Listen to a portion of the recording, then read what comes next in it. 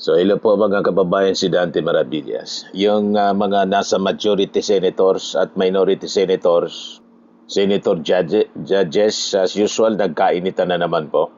Ito ay matapos mga kababayan, may ginawang manifestation si Robin Padilla na hindi man po related sa impeachment ni Sara Duterte. Parang si Alan Peter Cayetano.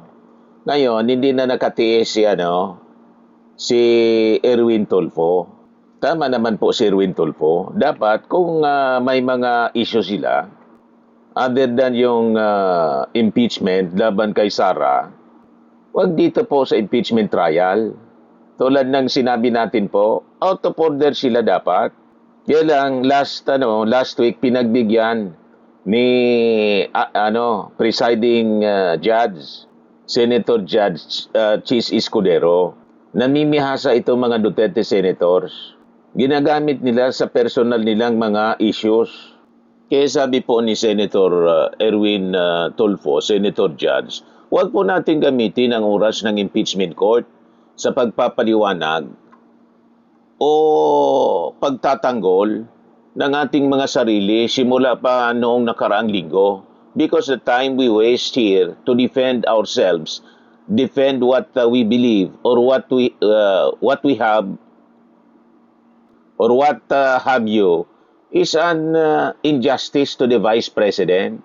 Nagpanting mga kababayan yung tainga ng mga Duterte senators, lalo na po si Alan Peter Cayetano at siyempre si Robin Padilla, kasi after na magsalita si Robin Padilla, tumayo na po, nagmanifest din itong si Erwin Tulfo. So ito po yung mga sagutan nila. Una, yung manifestation na out of order nitong si Robin Padilla. Talaga pong kung ano-ano na lang yung mga pinagsasabi nila. Mga kababayan, nasabi nga natin, hindi man dapat pinapahintulutan ito ng presiding officer. Kaya lang kinukonsider lang siguro, mga kababayan, ni Chis Escudero. Parte siguro ito, mga kababayan, ng mga delaying tactics na ginagawa ng mga Duterte senators na malinaw na nasa parte na sila ng Defense Council, defense team ni Sara. Lahat ng mga sinasabi nila, mga manifestations, puro pabor sa kampo ni Sara Duterte. Ito yung unang manifestation ni Robin Padilla. May aligasyon na ako daw po ay hindi sumusunod sa batas. Ito po ay nakalulungkot para sa isang senador, sa isang senator judge, ang masabihan na hindi sumusunod sa batas. Samantalang nung tayo po ay merong mahal na saksi dito, pinaalala po natin sa kanya na harapin ang batas. Noong nakaraang linggo, ang ating pong kaibigan na ombudsman, ang sinabi po ng mahal na ombudsman na ako daw po ay hindi sumunod sa kanilang pasabi na mag-file ng aking counter affidavit. Ito yung issue, mga kababayan, sa obstruction of justice. Wala man kinalaman ito sa Wala man kinalaman sa articles of impeachment ni Sara Duterte. Dapat hindi ito inaalaw. Iyon ang punto, mga kababayan, ni Erwin Tulfo. Pero inalaw ni Chis Escudero. Pinagsalita, mga kababayan. So, nakakain. Nasasayang yung oras para sa presentation ng mga witnesses, mga kababayan, dito sa impeachment trial ni Sara. Kinakain pa ng mga personal issues nila. Dapat ang ganitong mga issue, paliwanag na lang niya sa media. Di ba? Kung hindi sa media, edi hintayin niya, mga kababayan, na magsesyon muli yung Senado, hindi yung sa impeachment court, kundi bilang isang legislative body. Di ba po, mga kababayan? Doon niya yan i-take up. Di ba? Hindi dito po sa impeachment trial ni Sara Duterte kasi that is irrelevant. Yan ang punto, mga kababayan, ni Erwin Tulfo na sa tingin ko nasa tama, mga kababayan, ang sinasabi ni Erwin Tulfo na ininsulto pa ni Alan Peter Cayetano. Mamaya play ko yung sinasabi ni Alan Peter Cayetano na it is useless anya to make a legal argument with a non-lawyer referring to itong yung mga hindi abogado na mga senador, lalo na po si Erwin Tulfo na palagi niyang binabanatan kasi siya abogado. Kung ganyan mga puntos ninyo, bakit yung mga abogado ninyo na mga kaalyado puro na nasa kulungan? At malamang may susunod pang senador na abogado ang makukulong. O di ba? Puro nasa kulungan. Si Sara na impeach, mga kababayan, abogado. Si Digong na deliver sa dahig abogado. Si Harry Roque wanted abogado. Puro abogado. Nadamay pa si Bato. Kasi inuutosan lang ni Digong. Wala man magawa si Bato. Ayan tuloy, nagtatago hanggang ngayon. Asan na yung mga pinagmamalagi ninyo mga abogado? Puro, lawbreaker. Attorney, lawyer na lawmaker, lawbreaker. Di ba? Huwag magyabang na kayo mga abogado. Baka sa susunod, ang magpakulong sa inyo, hindi abogado. Papaimbestigan na siya, no? Papaimbestigan na si Ping Lacson na hindi man abogado kundi iniral. Huwag masyado mayabang. Kaya nag-react mga kababayan si Tito Sen, I do not have 4 years of law, but I have 29 years of lawmaking. Sinupalpal si Alan Peter Cayetano. Anyway, balikan natin si Robin Padilla na naging dahilan kung bakit tumayo si Erwin Tulfo mga kababayan kanina. Sariling issue niya ito. Walang kinalaman sa impeachment. Dapat hindi ito tinatalakay dyan. Nakakalungkot po ito sapagkat hindi po ito totoo. Inaamin ko po sa inyo kung ICC lang, hindi po talaga ako susunod. Hindi Napakayabang ako po. sa ICC. Pero Grabe. ginagalang ko po ang ombudsman.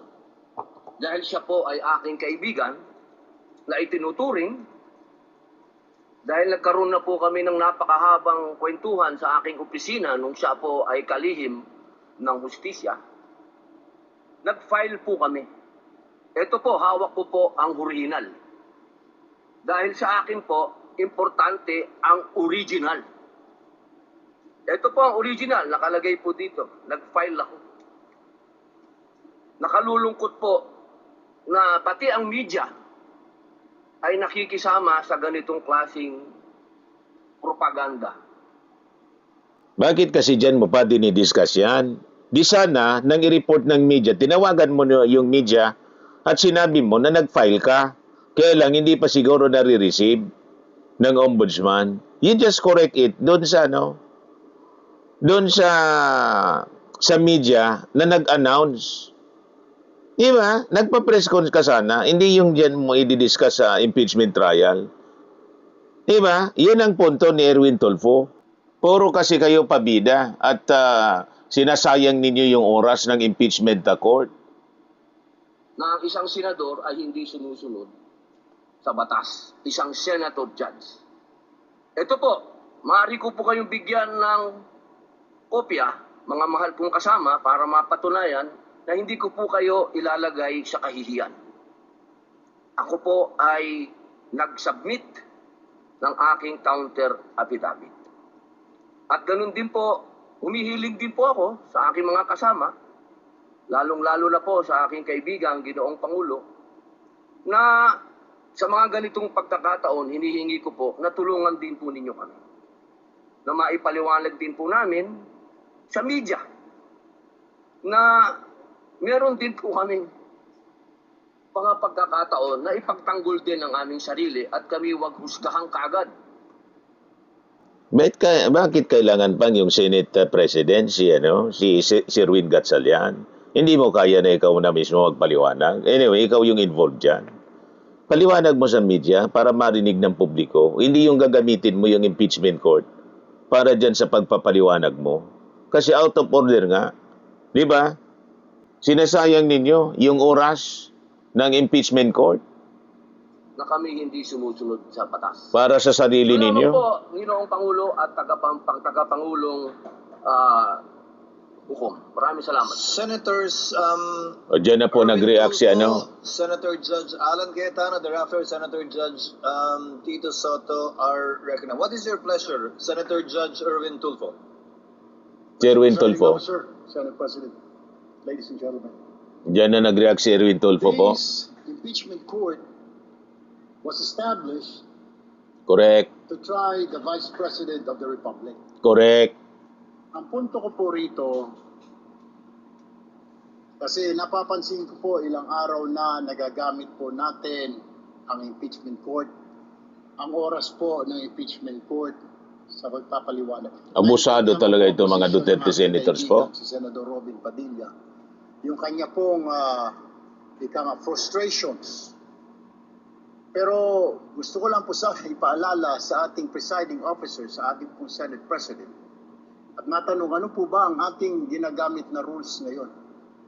O pwede po ba yung mga problema po labas sa impeachment court na ito o labas sa kaso ng Vice President ay dadalhin natin dito? Correct. Pwede po ba ang korte na ito na itatag para po sana kay Vice President at kay Vice President lamang?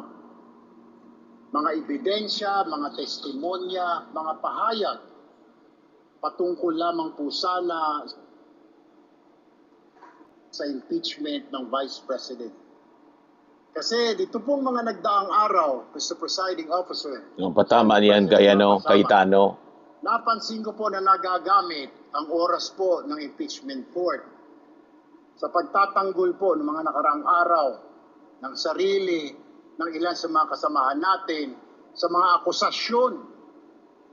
This is not the right forum and the right venue and not the right time to Correct. explain your situation.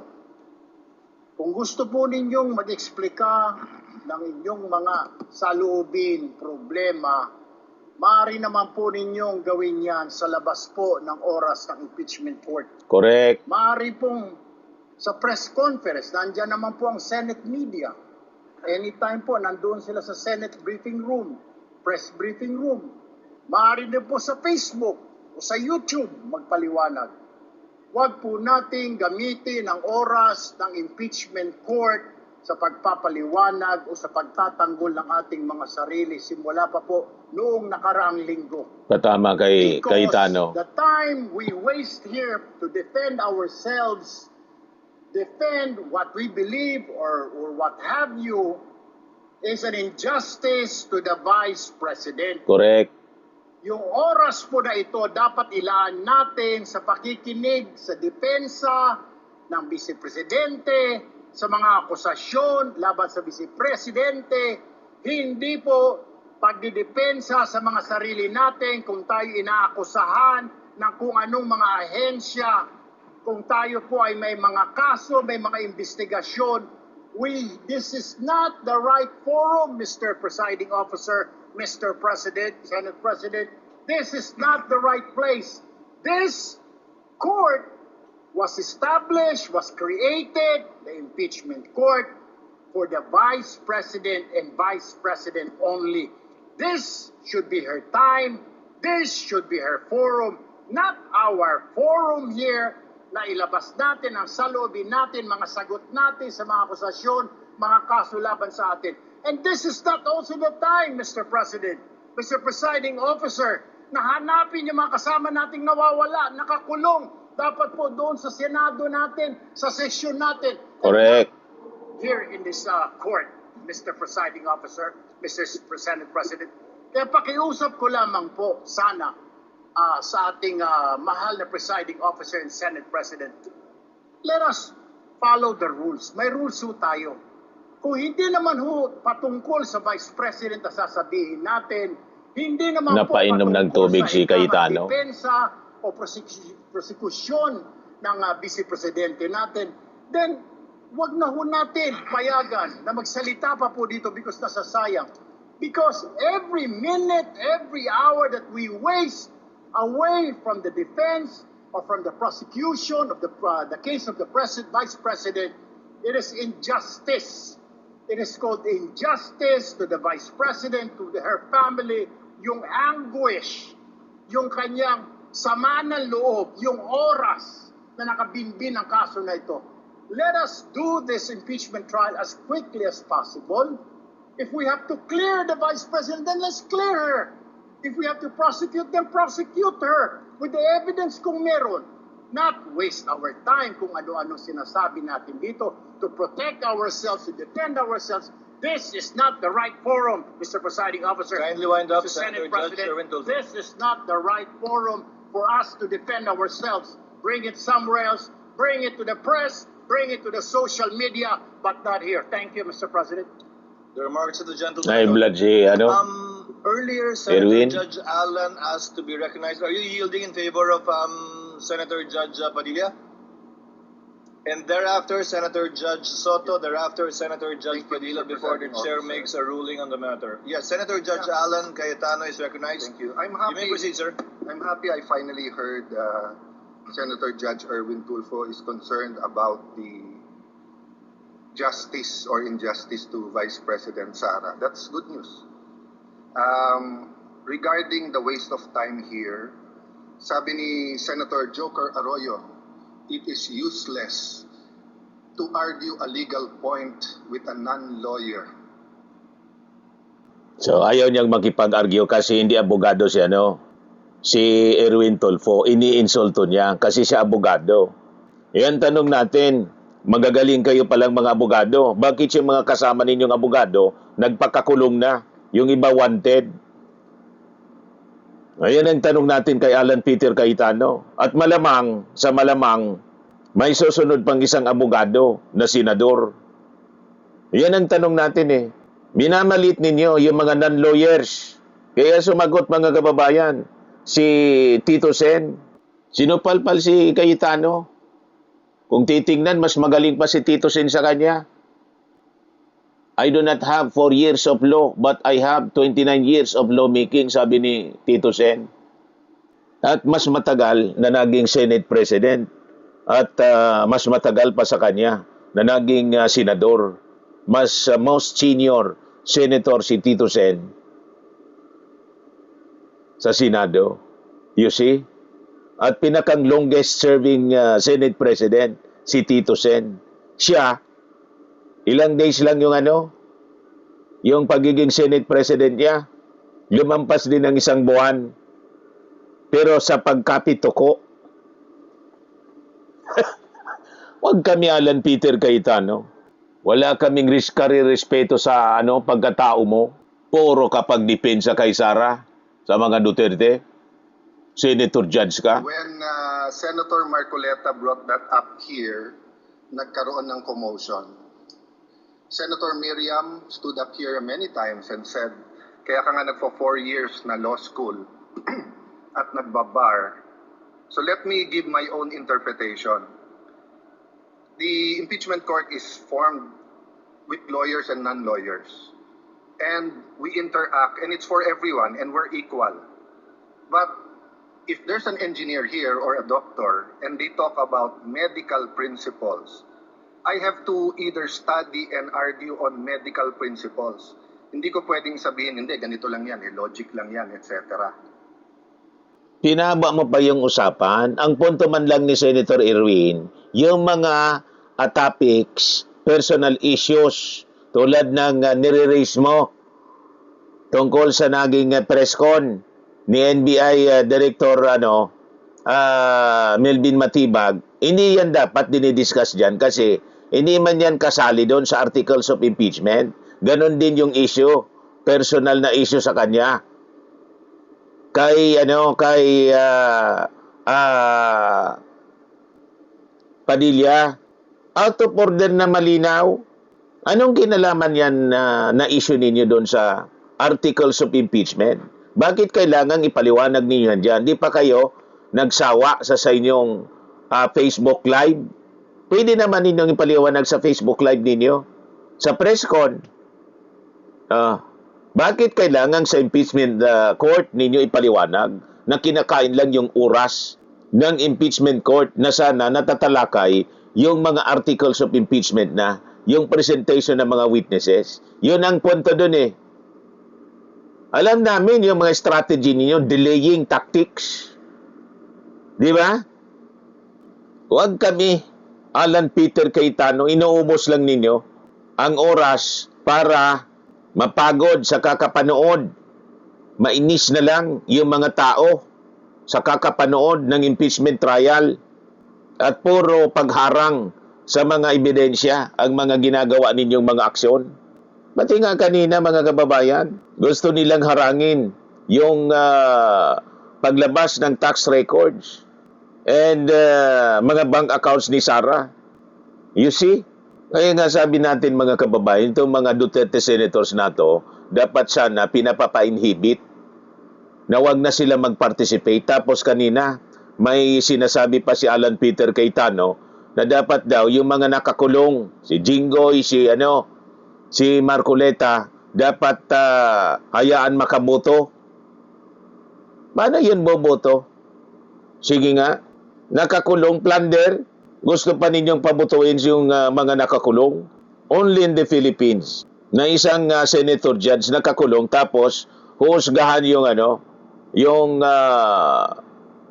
vice presidente na corruption din mga kababayan, yung kaso. Tapos yung judge may kasong corruption din. Di ba? Malinaw na pagsalaula na ng batas at ng ating mga institusyon. Kawalang iyaan mga kababayan ginagawa ng mga taong to. Mga kababayan, matindi talaga ito mga taong ito. Diba? So, ang legal principle natin today is simple, integrity ng court. So, allow me to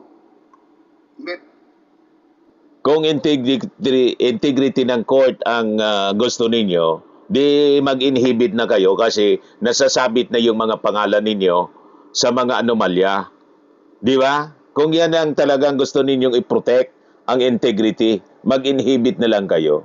Yan gusto ninyo, integrity, pero yung mga nasasangkot sa mga anomalya sa flood control at sa plunder, gusto ninyo pa nga na bumoto?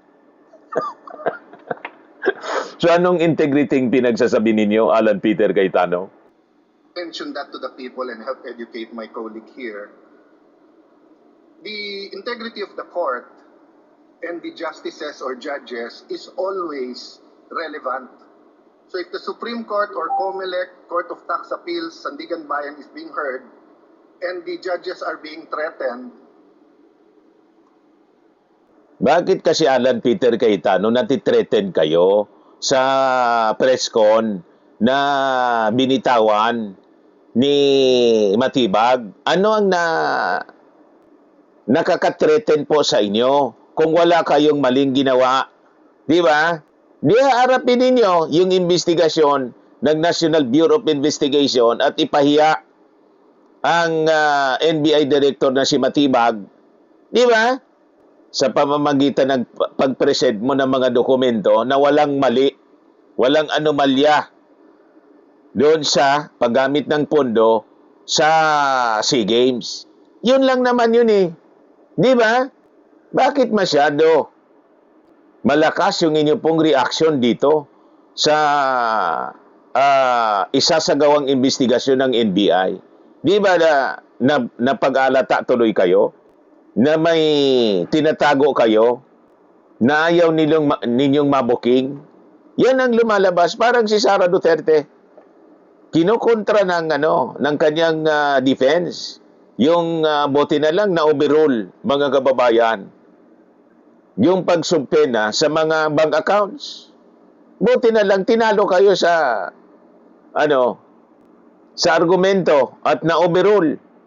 Kasi kung walang tinatago po, dapat hindi tayo natatakot, hindi kayo natatakot sa anumang investigasyon. Bakit kayo takot na takot at galit na galit? Ano ba ang nangyayari sa inyo? Bakit panic mode kayo, Alan Cayetano? Anong meron? Na pati yung impeachment court, ginagamit ninyo sa pagpapaliwanag na hindi man yan dapat dyan dinidiscuss ninyo? you give them time So we cannot take the impeachment out of context. May nangyayaring flood control scandal, may nangyayaring gulo sa Team Unity na hindi na united ngayon. Yung sinasabi ninyong flood control scandal, iimbestigahin na nga at magiging witness sa ghost projects, alleged ghost project sa flood control, yung kapatid mo mismo, si Lino. Maghintay ka sa tamang panahon after ng SONA. Ipagpapatuloy ng Blue Ribbon Committee yung investigation. Oh, maghintay ka kasi kasama ka doon sa iimbestigahan. Ay nago, Alan Peter Cayetano, wag na kami. We consider Senator Marcoleta and Senator Jinggoy political prisoners.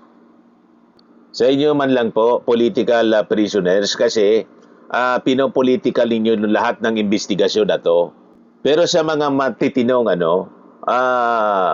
mamamayang Filipino, hindi sila political prisoners, kundi akusado ng plunder at corruption sa flood control dahil sa pagtanggap ng kickback. Yun lang yon. Nililibel lang ninyo na political prisoner para sabihin political persecution ng Marcos administration ang ginagawa ngayon. Huwag kami, Alan. Kayo lang ang naniniwala niyan. Di ba? Talaga itong si Barabas. Weaponized yung Blue Ribbon Committee at weaponized yung So Mr. President, Yung Blue Ribbon na sinasabi ninyong weaponized, nung hawakan po ni Marcoleta, agawin. Sa kamay, mga kababayan, ni Ping Lacson, yun ang weaponized. Pero ito po, hindi po siya weaponized. Ang layo-layo na ng topic ninyo na dapat hindi man yan dyan tinatalakay. hindi tama na sabihin na I wasn't, after we brought up the problem with NBI, they doubled down, na gumawa pa ng task force. I mentioned 2 colleagues sa Salian. I didn't. Nawala na sa just like issue Vice kay Sara. President just because tumaas ang Salian, can we already ask for the BIR, for the AMLA and the bank accounts? So sabi ko, yan ang i-discuss namin sa Monday. Nag-react na, nag-accuse. I did not take up your accusations here today. Si Secretary Vince Dizon, 3 beses na nag-verify sa Taguig. Sinabi na 3 beses na walang ghost. Ngayon, i-verify ulit. I wasn't going to bring that up, but then i-question ninyo si Senator Padilla. It was all over the news na hindi niya inintindi or he snubbed the ombudsman. I was going to stand up before Senator Erwin stood up just to say, may registered mail. So nung una pa lang, 5 minutes, Yun naman pala, may registered mail. Bakit kasi kailangan i-discuss dyan sa impeachment court? Bakit hindi na lang niya in-announce sa media? Bakit kailangan gamitin yung impeachment court para siya magsalita dyan? Sinasayang yung... Yun ang punto man lang po ni Erwin Tolfo. Na tama naman po. Kayo ang mali eh. Hindi tama ang inyong ginagawa na ginagamit ninyo yung impeachment court sa pag-defend ng inyong sarili na mga issues. Di na kayo nakontento. Di ba? Kayo, araw-araw nagpe-Facebook Live. Ano pa? Bakit kailangan sa impeachment court? Di kung gusto ninyo gamitin yung Senado, pag-convene na po ng Senado bilang legislative body. And that will happen after ng SONA. Doon kayo dumaldal. Hindi dito. Dapat ito exclusive lang sa articles of impeachment. Yan ang punto niyan eh. Tumanda kayo dyan sa Senado ng paurong. Yan ang problema eh. si Senator Tulfo, so I'll take the 5 minutes also if you don't mind. The gentleman may proceed and kindly be mindful of the time. Yes, I will now. So I'm just saying, Senator Padilla just stood up to say, sumusunod siya sa batas, tapos. Kaya humaba to, dahil nga, hindi... Huwag mo na kasing pabain pa dyan. Ano daw? Kaya sinabi kong it's useless to argue a legal point. Ilang beses ko na narinig dito It's our job to clear or prosecute the Vice President. Hindi po. It's our job to try and to decide. It's the prosecution's job to try to prosecute. Yon ang ibig sabihin ni Erwin Tulfo. Minamali lang po ninyo para insultuin siya kasi hindi abogado. Pero yun ang tanong natin. Bakit kayong mga abogado, karamihan sa mga kaalyado ninyo nasa kulungan na? Abogado kayo. At malamang may isa pang abogado ang makukulong. Dahil sa kaldero at sa Kasagos Project sa Taguig na ang witness na gustong makipag-usap na kay Ping Lacson, kapatid. Yan ang masaklap. Huwag kami alan. Mismong kapatid mo, hindi mo makumbinsi ngayon. Di ba? Hindi naniniwala sa mga sinasabi mo. Mismong kapatid mo. Kumbinsin mo muna si Lino na huwag mag-testify kay Ping Lacson kasi pag nag-testify, baka payatas yung abutin po ninyo. And it's the defense job to convince us na wala. Our job is to try and to decide. And when you decide, you acquit or you convict. Why is that important? These are legal terms. Hindi pwede yung nanonood na law student ngayon sasabihin. Nag-lecture pa, yung magaling. Or to prosecute. Napakayabang. Presiding officer, Mr. Senate President. Thank you, Senator. Ayan, nag-react siya, no? Si Tito Sen. Noted, Senator Judge Soto, thereafter, Yan, oh. Senator Judge Padilla, thereafter, the presiding officer shall make a ruling. You may proceed, sir. You have 2 minutes. Yeah, thank you, Mr. President, the presiding officer. I do not have 4 years of law, but I have 29 years of lawmaking. And I move that the manifestations of that we have heard be referred to the Senate proper. Correct. We will act on it at the proper time, Your Honor. Thank you. Your remarks are noted. Di ba, mga kababayan, yun ang tama. The same position, mga kababayan, ni Senator Kiko Pangilinan. So makikita natin, pag Duterte Senators po, hindi na matino. Hindi matino talaga po. Kailangan talaga itong mga Duterte Senators ay i-deliver na rin. Kasi unang-una, sangkot din sa kung ano-ano mga kaso. Itong si Robin Padilla, obstruction of justice. Di ba? Yung kaso. At pati si Alan Peter Cayetano. Other than the obstruction of justice kay Alan Peter Cayetano na sinagot na niya, ito ngayon yung investigasyon ng NBI sa Caldero at saka yung investigasyon ni Ping Lacson sa Blue Ribbon, mga kababayan, headed by Erwin Tulfo sa issue ng flood control involving projects dyan sa Taguig mismo. Nang sabi, mga kababayan, ay may mga milagro din na nangyari involving not millions, billions. And syempre, may 25% kickback din po. Sabi yan sa interview kanina kay Ping Lacson. Kaya ito si natataranta na po. Hindi na makapag-isip ng matino. Itong si Alan Peter Cayetano. Ayan lang po, mga kababayan. Ako po si Dante Maravillas. Bye-bye. God bless.